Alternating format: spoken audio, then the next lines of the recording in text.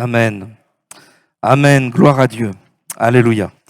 Voilà, je voudrais que nous puissions ouvrir la parole du Seigneur dans le livre du prophète Jérémie pour commencer. Je ne sais pas si le plan peut apparaître. Et nous allons commencer par ce texte, mais nous allons parler d'une femme de la Bible qui s'appelle Marie de Béthanie. Vous savez que dans la Bible, il y a plusieurs Marie. Marie de Magdala, Marie, la mère de Jésus, et notamment aussi Marie de Béthanie.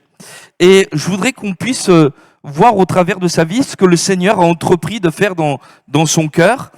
Et on va faire quelques lectures ce matin dans la parole de Dieu. Mais je voudrais que nous puissions voir cette image que Dieu nous donne, à commencer dans l'évangile selon... le livre du prophète Jérémie, au chapitre 18 et au verset 1er. Vous savez que dans la Bible, Dieu emploie souvent des images pour nous faire comprendre certaines réalités spirituelles. Le Seigneur utilise des images concrètes de la vie courante afin de nous faire réaliser certaines réalités spirituelles qui ne pourraient nous apparaître à tort, bien comme un petit peu abstraite. En réalité, c'est pas du tout abstrait, c'est tout à fait concret et c'est un impact dans nos vies. Et voici ce qui nous est dit. La parole qui fut adressée à Jérémie de la part de l'Éternel en ces mots. Lève-toi et descends dans la maison du potier. Là, je te ferai entendre mes paroles. Je descendis dans la maison du potier, voici, il travaillait sur un tour. Le vase qu'il faisait ne réussit pas, comme il arrive à l'argile dans la main du potier. Et il en refit un autre vase, tel qu'il trouva bon de le faire. Et la parole de l'Éternel me fut adressée en ces mots. Ne puis-je pas agir envers vous comme ce potier, maison d'Israël, dit l'Éternel? Voici comme l'argile est dans la main du potier, ainsi vous êtes dans ma main, maison d'Israël. Amen. Alors bien entendu, le prophète Jérémie s'adresse là à la nation d'Israël, à son époque, mais il y a néanmoins un principe spirituel qui nous concerne, où Dieu se présente à nous comme étant un potier, et avec l'argile que nous sommes, il va faire un vase. Et je voudrais qu'on lise maintenant, on va lire plusieurs textes, mais on va lire celui-ci qui se trouve dans Matthieu, au chapitre 26 et au verset 6e. Il nous est dit ceci, Matthieu chapitre 26 et le verset 6e. Comme Jésus était à Béthanie, dans la maison de Simon le lépreux, une femme s'approcha de lui. Et c'est elle, Marie de Béthanie. Comment on le sait? On le verra tout à l'heure. Marie de Béthanie, c'est celle dont la sœur s'appelle Marthe et dont le frère s'appelle Lazare, bien sûr. Et l'évangile selon Jean, on relira tout à l'heure, donne vraiment ce détail en disant que cette femme qui a fait ce qu'on va lire maintenant était vraiment Marie de Béthanie, la sœur de Marthe et de Lazare. Et d'ailleurs, dans ce que nous allons lire, Matthieu ne le dit pas, mais Jean le précise, Marthe et Lazare étaient présents. Et voici ce qui nous est dit. Une femme s'approcha de lui, c'est-à-dire de Jésus, tenant un vase d'albâtre qui renfermait un parfum de grand prix. Donc vous avez un vase ici. Et pendant qu'il était à table, elle répandit le parfum sur sa tête. Les disciples, voyant cela, s'indignèrent et dirent: à quoi bon cette perte? On aurait pu vendre ce parfum très cher et en donner le prix aux pauvres. Et Jésus, s'en étant aperçu, leur dit: pourquoi faites-vous de la peine à cette femme? Elle a fait une bonne action à mon égard, car vous avez toujours des pauvres avec vous, mais vous ne m'avez pas toujours. En répandant ce parfum sur mon corps, elle l'a fait pour ma sépulture. Je vous le dis en vérité, partout où cette bonne nouvelle sera prêchée, dans le monde entier, on racontera aussi en mémoire de cette femme ce qu'elle a fait. Amen. Je voudrais lire encore un autre texte. Vous êtes d'accord? Vous n'êtes pas trop perdus? Voilà. Non, vous êtes sauvés d'abord. Voilà. Merci Seigneur. Et 2 Timothée chapitre 2 verset 20 nous dit ceci. C'est Paul qui parle. Alors vous voyez que cette image du vase, elle est présente dans toutes les Écritures. Ancien Testament, Nouveau Testament. Vous voyez? Et il est dit ici, dans une grande maison, c'est Paul qui parle, il n'y a pas seulement des vases d'or et d'argent, mais il y en a aussi de bois et de terre. Les uns sont des vases d'honneur et les autres sont d'un usage vil. Si donc quelqu'un se conserve pur en s'abstenant de ces choses, il sera un vase d'honneur, sanctifié, utile à son maître et propre à toute bonne œuvre. Amen. Gloire à Dieu. Donc nous voyons ici, eh bien, que Dieu est en train de préciser, eh bien, qu'il a l'intention de faire, eh bien, quelque chose dans nos vies, et que ce plan, il veut que nous puissions nous en rendre compte. Et pour nous, c'est quelque chose d'important parce que nous ne pouvons pas entrer dans le plan que Dieu a pour nous si nous ne le connaissons pas.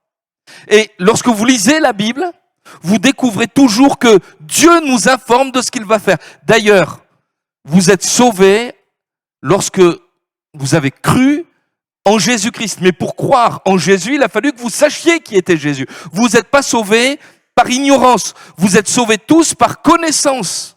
Parce qu'un jour, eh bien, la parole de Dieu vous a été prêchée, vous avez compris que vous étiez un pécheur, vous aviez compris que Jésus est mort pour vous et que il est le Rédempteur, il est le Fils de Dieu qui est ressuscité d'entre les morts, et vous avez cru en lui, vous avez placé votre confiance en lui, votre vie a changé, on va le voir dans un instant, mais vous avez été sauvés parce que vous avez été mis au courant de la personne du Seigneur, de son œuvre, eh bien, à la croix du Calvaire. Et de la même manière que vous n'avez pas été sauvé par une absence de connaissance, mais parce que le Seigneur vous a informé de son amour envers vous et de son intention de vous sauver. Également, pour le reste de notre vie, nous avons besoin de connaître quelles sont les intentions de Dieu. Amen. Et nous voulons dire, Seigneur, merci pour ta parole. Amen. Amen. Vous êtes déjà en vacances. Voilà. Non, amen. Merci pour ta parole. Alléluia. Alors nous allons parler de cela, et nous allons parler donc le vase du potier. Nous allons voir que c'est un vase d'honneur. J'ai marqué un vase de terre plutôt qu'un vase rempli, mais voilà, un vase de terre et un vase utile. Alors tout d'abord, voir une chose, c'est que Jérémie, qui est conduit par le Seigneur dans la maison du potier, voit que ce potier est en train de réaliser ce vase, et ça réussit pas. Il nous dit ça arrive, voilà, comme ça lui arrive, et voilà, et il en refait un vase nouveau. Et là, il y a l'image quand même d'une nouvelle création, et nous voulons dire, Seigneur, c'est vrai, lorsque tu nous as pris en main, on n'était pas conforme à ta volonté, et je répète encore ce que j'ai dit tout à l'heure, avant de rencontrer le Seigneur et de marcher dans ses voies, nous ne le connaissions pas, mais même les plans de Dieu ne pouvaient pas, se produire dans nos vies. Pourquoi? Parce que nous étions avec toute notre nature pécheresse, avec notre nature rebelle, et comme l'apôtre Paul le dira dans l'épître aux Éphésiens, au chapitre 2e et au verset 3, et peut-être quelqu'un est-il dans cette situation? Nous tous aussi, nous étions de leur nombre, nous vivions autrefois selon les convoitises de notre chair, accomplissant les volontés de la chair, de nos pensées. Nous étions par nature des enfants de nature comme les autres. Et peut-être que quelqu'un dit, mais il n'y a rien qui fonctionne dans ma vie, il n'y a rien qui marche dans ma vie. Mais est-ce que tu es malléable entre les mains du Seigneur? Est-ce que tu le peux? Vous savez, la Bible nous dit que notre chair, elle ne peut même pas se soumettre à la volonté de Dieu. Il faut qu'on devienne de nouvelles créatures. Il faut qu'on soit changé. Il faut qu'on puisse être transformé par le Saint-Esprit. Et c'est un miracle qui vient, la nouvelle naissance, naître de nouveau. Amen. Amen. Qui est-ce qui peut changer le caractère d'un homme, d'une femme, ses sentiments, le libérer de ses addictions, lui faire préférer les choses pures et saintes plutôt que le vice ou la débauche. Mais il n'y a qu'une seule action du Saint-Esprit. Alléluia. Amen. Je me souviens d'un monsieur qui, pour faire plaisir à sa femme, essayait de faire le chrétien, et le pasteur le regardait, il dit, mais frère, il n'était pas vraiment un frère à ce moment-là, mais il dit, mais Jésus est ressuscité, réjouissez-vous, oui. Mais enfin, il n'était pas né de nouveau.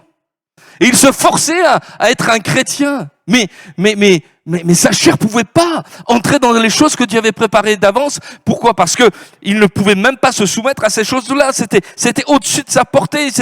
Mais lorsque Jésus est entré dans nos vies, alléluia, il a tout changé, il a tout transformé. Amen. Amen. Et l'Écriture nous parle de cet amour, que Dieu a manifesté envers nous. Alors là, tout change. Tu es en train de réaliser, que Jésus est mort pour toi à la croix du Calvaire et qu'il a payé ta dette, qu'il est lui le Fils de Dieu et que, dans ses meurtrissures, tu as la guérison, mais également le pardon de tes péchés, que lui-même est non seulement mort, mais bien plus, il est ressuscité d'entre les morts, il est réel. Alléluia.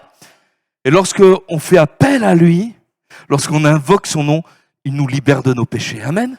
Et au-delà de ce que je suis en train de vous dire et qui est le message de l'évangile, mais c'est quelque chose à vivre. Alléluia. C'est pas simplement une petite histoire pour passer le temps ou pour nous fortifier. Jésus est vivant. Alléluia. Et il est capable de transformer ta vie. Amen. Mais une fois que le Seigneur a transformé nos vies, il veut s'en emparer pour les faire rentrer dans son plan et un plan d'amour. Et vous savez, quand la parole de Dieu nous révèle le ministère de Christ, celui-ci est venu non seulement pour nous sauver, nous pardonner, mais également nous enseigner. Et plaise au Seigneur que nous soyons les uns et les autres enseignables. Vous savez, la plus belle des vies, c'est d'entrer dans ce que Dieu a préparé d'avance pour nous. Seigneur, je croyais que j'étais libre avant de te connaître, mais en réalité, j'étais prisonnier de mes péchés, prisonnier, j'étais de l'esprit de ce monde, comme un pantin entre les mains du diable, de Satan. Mais tu m'as libéré, alléluia. Et maintenant, Seigneur mon Dieu, je veux entrer dans ce que tu as préparé d'avance pour moi. Vous savez, lorsque l'apôtre Paul, le futur apôtre Paul, qui s'appelait Saul de Tarse, va faire cette rencontre avec le Seigneur, il va avoir deux questions essentielles lorsque Jésus l'arrête sur son chemin. Il lui dit, mais qui es-tu, Seigneur ? Alors, je suis Jésus que tu persécutes. Et la deuxième question que Saul de Tarse pose est, que veux-tu que je fasse ? C'est-à-dire que lorsque on a réalisé l'amour du Seigneur envers nous, maintenant on comprend que nos vies, elles sont là, Seigneur, pour te servir. Seigneur, je peux pas rester sans rien faire. Mais ma vie, Seigneur, elle a besoin d'être utile. Et je voudrais que vous puissiez garder ensemble et que nous gardions ensemble cette notion d'utilité. Parce qu'un vase, comme on l'a lu dans 2 Timothée chapitre 2 verset 20, c'est un instrument domestique. C'est un instrument que l'on trouvait dans les maisons, on en a moins aujourd'hui, mais c'était des récipients, un récipient qui était utile pour tout ce qui était les affaires intérieures de la maison, pour mettre de l'huile, mettre du vin, mettre du blé et toutes sortes de condiments. Il y avait aussi des pots, vous connaissez vulgairement le pot de chambre, voilà, etc. Qui étaient des usages vils. Mais l'Écriture nous dit que Dieu a pour nous prévu un plan, il veut que nous soyons, et on va y venir dans un instant, un vase d'honneur. Et je voudrais te poser cette question. Est-ce que tu es prêt à remettre ta vie qui serait comme cette argile pour dire, Seigneur, je veux être de l'argile. Vous savez, on a un chant comme ça. De l'argile entre les mains du potier. Seigneur, fais de ma vie ce que tu voudras. Vous savez que si vous priez comme ça, il risque de se passer des choses. Vous voyez, fais de ma vie ce que tu voudras. Vous voyez ? Et je voudrais vous dire par expérience que le meilleur, c'est de le servir. Alléluia. Le meilleur, c'est de me dire, mais ma vie, Seigneur, maintenant, je veux qu'elle te serve. Je veux que, elle puisse, glorifier ton saint nom. Alors, on va lire maintenant un autre texte. Vous êtes toujours avec moi, Voilà. Alors, je vous ai parlé de Marie de Béthanie, où je voulais bien placer. C'est elle qui va, voir la résurrection de son frère. C'est elle qui va, briser ce vase. On va le voir, on le verra également dans un instant, sur la tête et les pieds de Jésus, dans une certaine circonstance. Mais aussi, on la trouve dans l'Évangile selon Luc, au chapitre 10 et au verset 38. Et ce texte-là aussi, vous le connaissez. Voilà. Comme Jésus était en chemin avec ses disciples, il entra dans un village et une femme nommée Marthe le reçut dans sa maison. Elle avait une sœur nommée Marie, la voilà, qui s'étant assise aux pieds du Seigneur, écoutait sa parole. Marthe, occupée à divers soins domestiques, survint et dit, « Seigneur, cela ne te fait-il rien que ma sœur me laisse seule pour servir? Dis-lui donc de m'aider. Et le Seigneur lui répondit, Marthe, Marthe, tu t'inquiètes et tu t'agites pour beaucoup de choses. Une seule chose est nécessaire, Marie a choisi la bonne part, qui ne lui sera point ôtée. Amen. Et je voudrais vous dire que dans cette occasion, le potier commence à façonner Marie pour qu'elle soit un vase d'honneur. D'abord, il nous invite à considérer une chose, c'est qu'elle a choisi la meilleure part, celle d'être à l'écoute de son Seigneur, d'être dans cette intimité. Vous savez que tout d'abord, c'est à cela que nous avons été appelés les uns les autres, oui ou non? Avoir cette communion avec notre Dieu, amen. C'est lui qui est la source de la vie, amen. Vous savez, on pourrait ne pensez pas que votre vie est réussie parce que vous avez une famille, ou parce que vous avez un travail, ou parce que, je sais pas, vous avez 500 chaînes de télé qui fonctionnent. Hein. C'est extraordinaire. Moi, j'ai une télé, c'est formidable. Je vais mais même 900 chaînes. Vous avez déjà essayé? Alors, je vais sur la chaîne de la Roumanie. Je dis à Anne, regarde, c'est ton pays. Et elle comprend pas. Mais bon, je la taquine. Hein. Voilà. Hein. Donc, le vrai bonheur, c'est pas d'avoir ça. Le vrai bonheur, c'est d'avoir cette relation avec Jésus. Parce que c'est ça la vie. Alléluia. Sans toi, Seigneur, je suis perdu, je suis mort. Mais en toi, j'ai la vie. Alléluia. Et l'Écriture nous dit, cherche d'abord ça, le royaume de Dieu, sa justice, et toutes choses te seront données par-dessus. Amen. Alléluia. Alors Marie, elle est au pied du Seigneur. Je vous ai dit, alors on commence, on lit plusieurs textes. Alors je vous en lis encore un autre. Et après, on en lira un peu moins. Mais Jean chapitre 15. Jean chapitre 15 et le verset 9. Donc, elle est dans une relation d'écoute. Le travail du potier commence. Il est en train de façonner la vie de Marie. Peut-être quelqu'un, avant d'être façonné, a-t-il besoin d'être restauré? Peut-être as-tu du mal à te laisser faire entre les mains du Seigneur parce que tu as eu de mauvais modèles. Peut-être sur ta vie, certains ont eu une emprise qui t'a blessé. Tu t'es même senti manipulé. Mais je voudrais te dire ceci, le Seigneur, il est doux, humble de cœur, et puis il manipule pas. Le Seigneur, il agit par conviction. Le Seigneur, il est doux, humble de cœur. Il est la vérité, alléluia. Il n'ira pas plus vite que ce que tu peux aller, alléluia. Et cependant, je reviens à cela, Jean chapitre 15 et le verset 9e, comme ça les frères, ils ont pu se préparer. Il nous est dit ceci, on parle d'une relation d'amour donc, elle est au pied de Jésus, elle reçoit la parole, pour elle sa véritable nourriture c'est ça, c'est Seigneur, qu'est-ce que tu veux faire dans ma vie? Seigneur, j'ai besoin de te connaître. Et Jésus a pu dire par ailleurs, comme le Père m'a aimé, je vous ai aussi aimé, demeurez dans mon amour.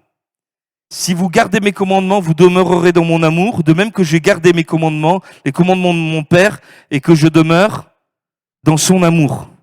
On ne va pas rentrer dans toute, la doctrine de la Trinité, parce qu'il y a le rapport entre le Père et le Fils, qui est une relation d'amour. Dieu est amour, et le Père aime le Fils aime le Père. Mais je voudrais attirer votre attention sur le fait que cet amour nous rend responsables d'obéir ou d'entrer dans le plan de Dieu, d'entrer dans ses commandements. Il nous est bien dit ici, si vous gardez mes commandements, vous demeurerez dans mon amour. De même que j'ai gardé les commandements de mon Père et que je demeure dans son amour. Ça veut dire quoi? Ça veut dire que si j'aime Dieu, si j'aime Christ, ma vie ne m'appartient plus, je deviens un vase d'argile entre ses mains qu'il va façonner pour le servir. Je sais que je l'ai dit, mais je voudrais le répéter.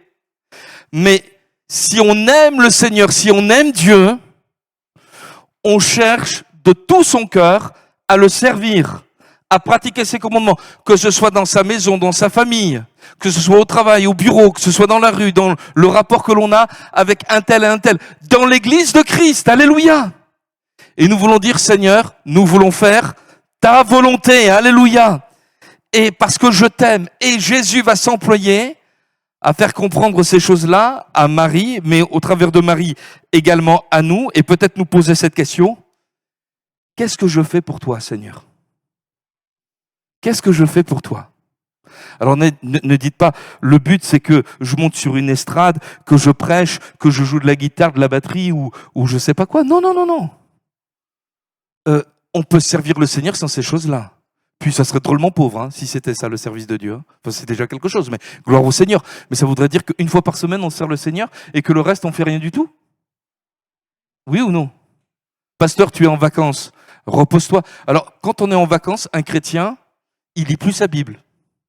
Oui ou non? Non, même en vacances, il lit sa Bible, il prie le Seigneur. Olivier me regarde avec des yeux.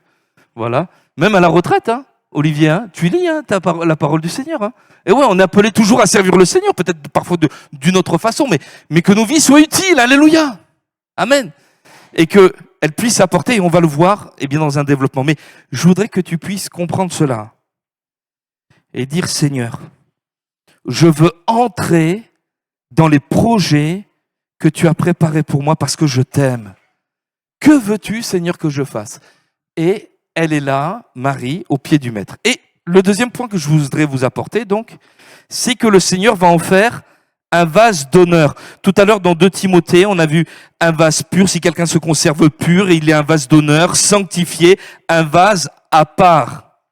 Et c'est important, c'est important.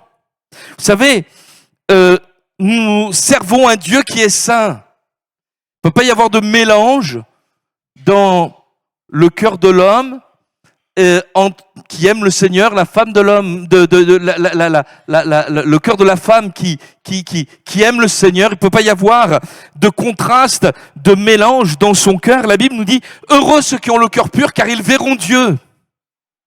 Oui, Seigneur, je verrai ce que tu as préparé pour moi, si mon cœur est pur. Celui qui est capable de faire de ton cœur un cœur pur, c'est le Seigneur et uniquement le Seigneur. Et c'est ce qu'il va faire avec Marie.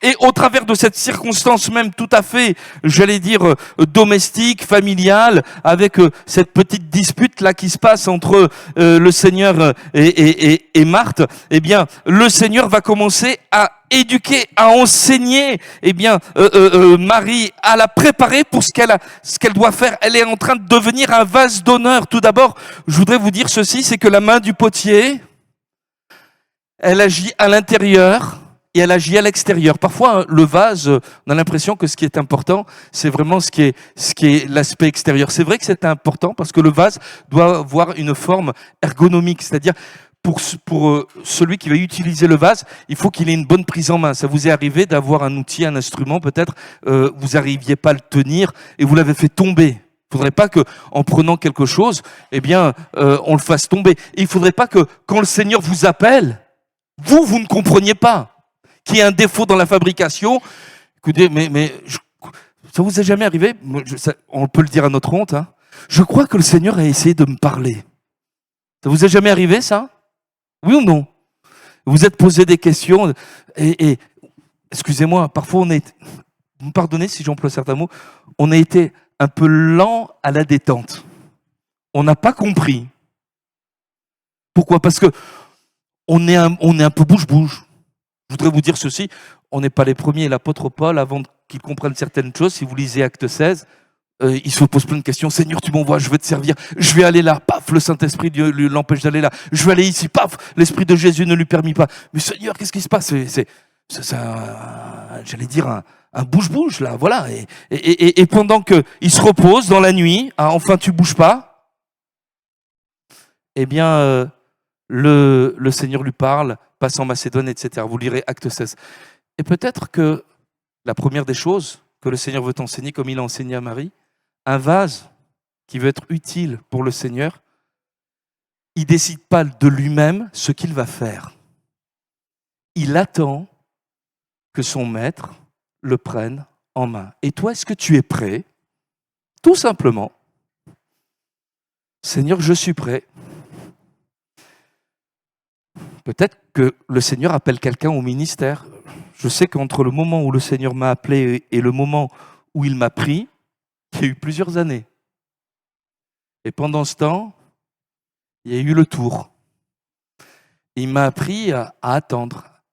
Et voilà, et c'est une capacité aussi que le Seigneur veut te donner. Patient, tant que le Seigneur t'a pas dit oui, tant qu'il t'a pas pris, mais toi, reste en place. Garde cette position. Parce que c'est ça qui va te faire vivre. C'est d'être dans cette relation, dans cette communion avec le Seigneur. Donc, une prise en main. Et puis l'autre point, c'est que la main du potier également, elle agit à l'intérieur. Tout à l'heure, notre frère parlait d'amertume, parlait de ressentiment. On ne peut pas servir le Seigneur si on a de l'amertume dans le cœur. Ce n'est pas possible. S'il y a une absence de pardon, etc. Et vous savez, moi je crois que le Seigneur était au contrôle de toutes choses avec cette histoire de Marthe et Marie. Il y a un tour. Vous savez, vous avez vu déjà des tours? Voilà, les potiers, ils avaient des espèces de pédales, là, tac, tac, tac, tac, tac. Voilà, j'aurais dû mettre une image pour vous montrer comment c'est. Et la masse d'argile tourne et le potier en profite avec ce mouvement pour. Et parfois, le Seigneur est capable de nous mettre dans un tour. On ne comprend pas ce qui se passe. Voilà, il y a une épreuve qui vient après une autre épreuve, et une autre épreuve, et une autre épreuve, et certaines choses. Tu ne maîtrises pas tout, mais il y a celui qui maîtrise tout, c'est le Seigneur. Alléluia. Et parfois, dans ces moments-là, vous recevez une parole mauvaise, mais un peu comme Marie, elle a reçu, mais hey, Seigneur, ça te fait rien de laisser ma sœur toute seule, là, à tes pieds, là? Moi, je suis toute seule pour servir, qu'est-ce que ça veut dire? Disons, pour quelqu'un qui veut servir Dieu, elle ne fait pas grand-chose, hein. Ouais, mais la première place, déjà, c'est d'être au pied du Seigneur. Et pendant ce temps, avant qu'elle-même puisse répondre, c'est Jésus qui va répondre. Tiens, il y a une leçon. Je n'ai pas besoin de me défendre. Je n'ai pas besoin de répondre à la méchanceté par la méchanceté, au mal par le mal. Vous savez, il y a un proverbe dans le monde qui dit « il faut soigner le mal par le mal ». Ça, ce n'est pas de biblique.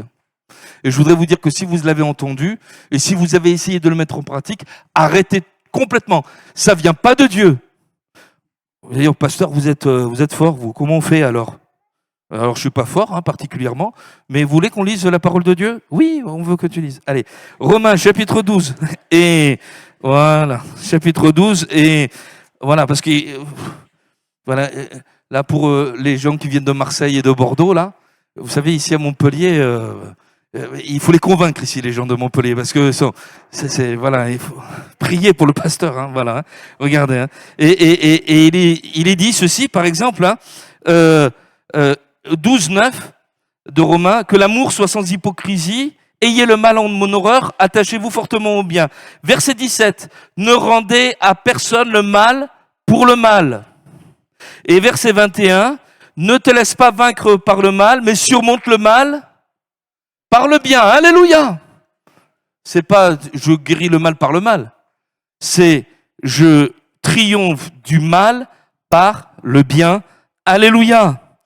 Et au lieu de laisser la colère s'échapper de son cœur, le Seigneur prend la parole avant qu'elle puisse le faire et il la défend.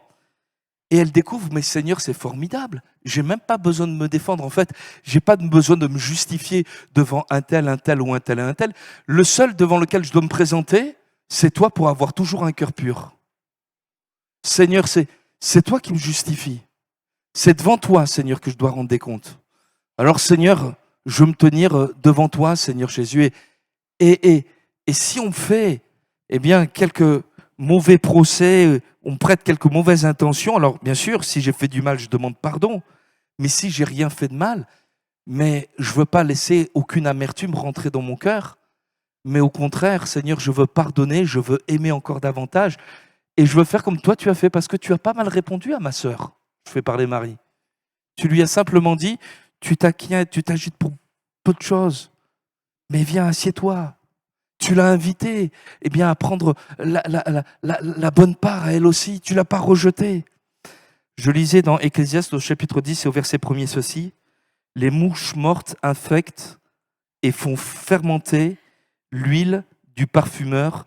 Un peu de folie l'emporte sur la sagesse et sur la gloire. Mes frères et sœurs, attention aux mouches mortes qui pourraient rentrer dans ton cœur et qui feraient que le Seigneur ne pourrait pas t'utiliser. Attention aux péchés, attention aux pensées, qui pourrait souiller l'intérieur. Ça se voit pas, hein. Je l'ai noté quelque part, là, mais je le retrouve plus.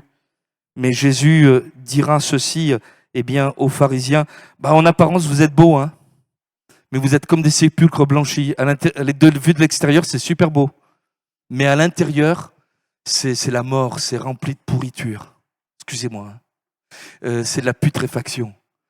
Et le Seigneur agit dans ta vie d'une manière extérieure pour que tu puisses être saisi par le Seigneur au moment où il le faut, dans une position d'attente et de service, mais il travaille également l'intérieur. Et l'Écriture veut te dire ceci, il n'agira pas sans toi, parce que dans ce qui est invisible, dans ce qui est caché dans ton cœur, toi seul sais ce qui s'y passe. Ça s'appelle la sanctification. Se séparer du péché, de toute impureté, de toute souillure, qui viendrait dans ton cœur, dans ton âme, et de considérer que tu n'es pas appelé à entrer dans toutes ces choses ou dans de faux combats, mais tu es appelé à servir le Maître. Amen. Amen. Alors j'avance en disant que ce vase, il va être utile, mais c'est un vase de terre. Alors je vais avancer. Voilà, un vase rempli, mais vous changez plutôt, un vase de terre. Qu'est-ce qui va se passer dans la vie de Marie ? Marie va vivre quelque chose d'extraordinaire, quelque chose qu'on aurait tous aimé vivre. Elle va être aux premières loges pour assister à une résurrection, et pas n'importe quelle résurrection, c'est la même Marie, hein. Marie qui est assise au pied du Maître, qui écoute, qui est défendue par le Seigneur, qui est protégée, mais qui est comme un vase entre les mains du divin potier. Là, on a compris, le Seigneur ne lui permet pas à ce que l'amertume rentre, elle est remplie de l'Esprit de Dieu, elle est renouvelée dans son intelligence, dans ses pensées, par la présence du Seigneur, et celui-ci, maintenant, va la remplir de quelque chose. Et il va lui faire découvrir, il va lui révéler quelque chose de sa propre nature, de ce qu'il est. Et au travers de ce miracle qui va avoir lieu, la résurrection de son frère, on peut dire, mais c'est extraordinaire ce qu'elle a vécu, Marie. C'est peut-être le plus grand des miracles que le Seigneur a fait sur la terre. Alors que Lazare est mort, vous connaissez ce texte, le Seigneur Jésus, avant que Lazare meure, Jésus est invité à venir parce que les deux sœurs croient dans la puissance et l'autorité de Christ, et Jésus refuse d'y aller. Il n'y va pas. Il n'y va pas. Et lorsqu'il vient, les obsèques ont déjà eu lieu, toute la cérémonie, le corps est dans le sépulcre, et ça fait depuis 4 jours qu'il est dedans. Et il dit ceci, « Je suis la résurrection et la vie. » Alléluia.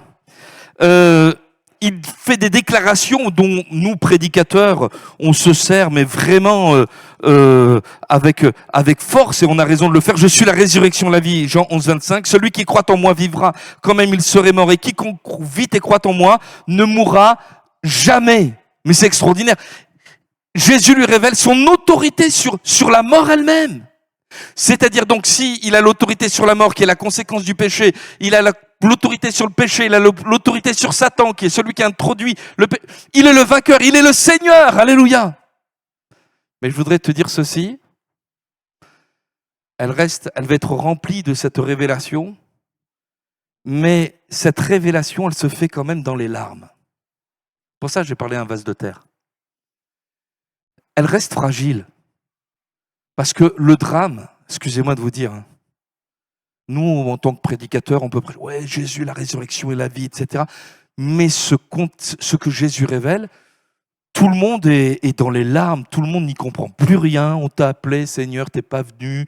Quand on sent même une dureté dans le cœur de Marthe, voilà, j'ai pris les choses en main. Oui, mais je sais, Seigneur, qu'il ressuscitera au dernier jour, etc. Quand Marie vient devant lui, elle se met à pleurer, elle s'effondre complètement. Si tu avais été ici, Seigneur, il serait pas mort. On est dans les larmes, etc. Et cette révélation va se faire là. C'est comme si le Seigneur était en train de lui dire, écoute, je vais t'utiliser. Tu vas apporter dans une certaine circonstance et dans une certaine situation la consolation dont mon peuple a besoin, dont mes disciples auront besoin, mais il ne faut pas que tu sois quelqu'un de superficiel ou quelqu'un de léger. Et ce que je vais te faire comprendre, tu vas le comprendre alors que c'est comme si ton cœur s'arrachait. C'est comme si tu étais comme mis à nu devant les difficultés, comme si tu te sentais vraiment comme sans puissance, et même voilà comme si tu te sentais abandonné de tout. Et l'apôtre Paul expliquera ceci. Il dira ceci, et je vous lis plusieurs textes des Écritures, hein, mais notez-le celui-ci. Dans 2 Corinthiens au chapitre 4 et au verset 7, Paul parle du trésor qu'il a reçu, cette révélation de Christ. Et rappelez-vous, Marie, elle a cette révélation, mais Jésus, c'est la résurrection et la vie. Elle va ressortir de cette expérience avec ça dans le cœur. Quelle que soit la situation, quelles que soient les circonstances, Jésus est capable de faire au-delà de tout ce que nous demandons et même pensons. Amen. La mort peut venir, le diable peut venir, le péché peut abonder dans toutes sortes de situations. La grâce de Dieu surabonde toujours. Satan est toujours vaincu. Et le Seigneur est toujours celui qui a le dernier mot. Il donne la vie éternelle. Alléluia. Amen. Mais ça, c'est glorieux. Mais afin que le monde sache que c'est pas parce que c'est Marie qui le dit que c'est vrai, parce que et que c'est parce que c'est Marie, c'est uniquement pour elle que dans sa vie, dans son cas, elle que ça se passe. Eh bien, le Seigneur va l'utiliser telle qu'elle est, afin que nous puissions nous emparer nous-mêmes de ces réalités. Peut-être que tu es en train de réaliser que les souffrances au travers desquelles tu es en train de passer, c'est pour que on voit en toi non pas quelqu'un d'exceptionnel, mais qu'on puisse voir simplement un vase d'honneur, oui, un vase façonné par le potier, mais un vase de terre.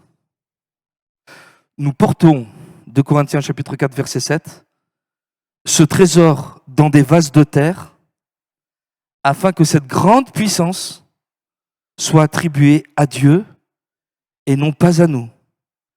Nous sommes pressés de toute manière, mais non réduits à l'extrémité, dans la détresse, mais non dans le désespoir, persécutés, mais non abandonnés, abattus, mais non perdus, portant toujours avec nous dans notre corps la mort de Jésus, afin que la vie de Jésus soit aussi manifestée dans notre corps, etc., etc., etc. Et mon cher frère, ma chère sœur, en ce qui concerne Marie, elle va être utile, mais elle va être un vase de terre, en disant, mais moi je suis aussi fragile que toi, mais j'ai reçu quelque chose d'une révélation dans mon cœur, c'est que, rien ne peut remplacer Jésus.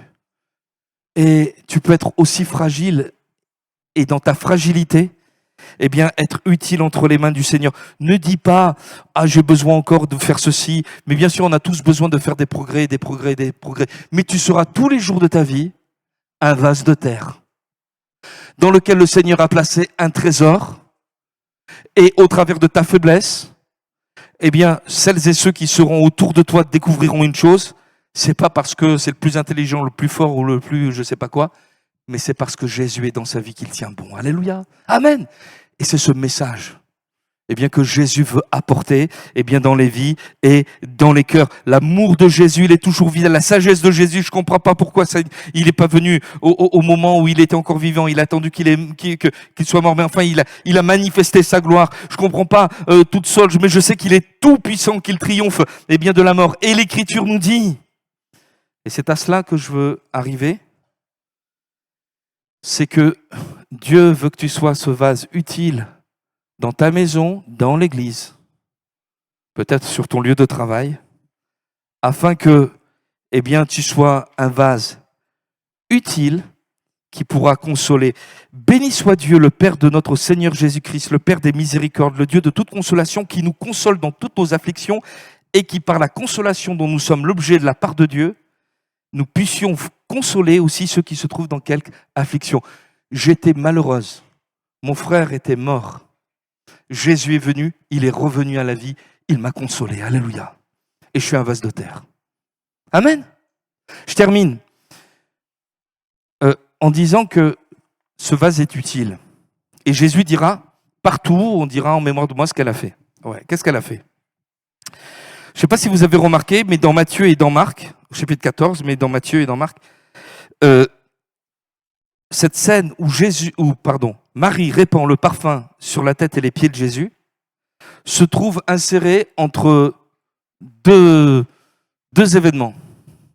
Le premier événement qui est juste au-dessus, c'est le complot des religieux à l'égard de Jésus.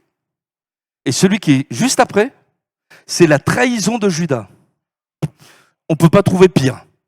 Un complot pour livrer Jésus, qui est innocent, et un traître. Voyez. Et au milieu, il y a Marie. Et Marie, elle envoie un signal, et Jésus le dit, hein, mais elle a compris, elle. Elle a compris.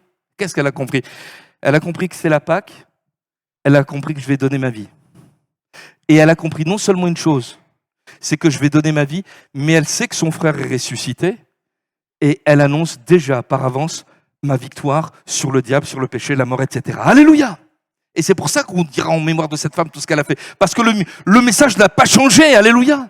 Et sa vie va être comme un doux parfum. Il n'y a pas de rancœur, il n'y a pas d'amertume, mais il y a une joie. C'est quelque chose de bonne odeur. Ça veut dire quoi? Mon frère, ma sœur. Et je parle à celui, à celle qui passe par des afflictions, par des situations compliquées. Jésus va triompher. C'est Jésus qui aura le dernier mot. Alléluia. C'est ça que ça veut dire le parfum. Le vase répandu. C'est ça le vase utile. C'est dire, mais écoute, il y a des complots. Il y a un traître. C'est les ténèbres. Tu as l'impression que tout va à volo. Mais celui qui aura le dernier mot, c'est Jésus. Alléluia. Amen. Et vous voyez que c'est l'intention et le but du Seigneur pour chacun d'entre nous, que nous soyons de ces vases entre les mains du Seigneur. Est-ce que vraiment je dois terminer? Oui, pasteur, termine. Voilà. Qui c'est qui a dit ça? Alors, dans Marc, au chapitre 14, il nous est dit que ce vase a été brisé. Alors, littéralement, il n'a pas été brisé parce qu'en plus, c'est un vase d'albâtre. Alors, il n'a pas été brisé, parce qu'autrement, comme on pourrait l'entendre, blam, elle casse, non, parce qu'elle n'aurait pas pu répandre le parfum. En fait, ce qui a été cassé, brisé, c'est un petit peu, vous savez, comme les bouchons de champagne. Enfin, vous avez un sabre à la maison, une bouteille de champagne, essayez, voyez. Hein, voilà, c'est-à-dire, c'est couper la tête de la bouteille, quoi, la tête pas ma tête à moi, Pilar. Parce que je vois Pilar, elle me regarde, elle fait... Non, c'est pas moi. Voilà. Mais voyez, coupez le haut, tac. Et elle va pouvoir répondre ça. Ça veut dire que le vase que nous sommes, il est prêt à avoir d'autres priorités. Couper la tête. Alors, il n'y a qu'une seule tête, c'est celle du Seigneur. Mais ma tête à moi. Alors là, mais enfin, Pilar, c'est métaphorique. Hein, voilà. C'est pour dire, Seigneur, non pas ma volonté, mais ta volonté. Et dans l'Église, je recherche non pas ce qui me plaît à moi, mais ce que tu veux, Seigneur. Et peut-être avons-nous besoin de nous poser cette question, et je reviens. Seigneur, que veux-tu que je fasse? Peut-être que tu l'as déjà entendu, mais peut-être que tu as besoin d'entendre la voix, et pour cela, il faut que tu restes en place, que tu sois ergonomique. Un vase qui ne bouge pas, qui est prêt à entendre. Peut-être que tu sais déjà ce à quoi le Seigneur t'appelle, mais il ne t'a pas pris en main. Alors patiente. Ce n'est pas le vase qui bouge tout seul, mais il va être pris. Et peut-être quelqu'un a-t-il besoin de dire, mais enfin, tout ce que j'ai reçu, c'est tellement beau, je le garde pour moi. Et non, ce n'est pas pour toi. C'est pour le Seigneur. C'est pour que, au travers de tout ce que Dieu t'a donné et a mis dans ton cœur, eh bien, dans ta famille, dans ton voisinage, dans ton église, plusieurs soient encouragés, alléluia. Et qu'on puisse dire, mais puisqu'il l'a fait pour elle, pour lui, qui est un simple vase de terre, il peut le faire pour moi. Alléluia, amen. Vous voulez bien qu'on prie le Seigneur quelques instants? On se remet entre les mains du Seigneur. Seigneur Jésus, nous te rendons grâce.